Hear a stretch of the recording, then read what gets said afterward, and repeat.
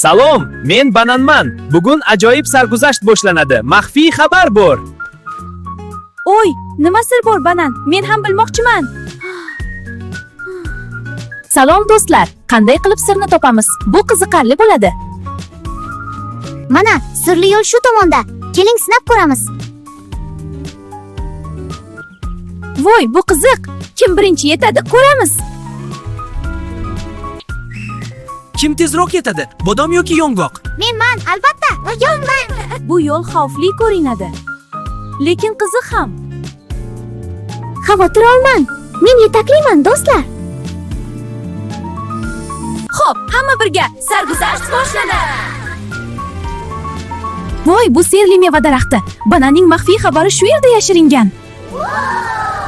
Biz mevalar do'stlarimiz. Keyingi sarguzashtda ko'rishamiz.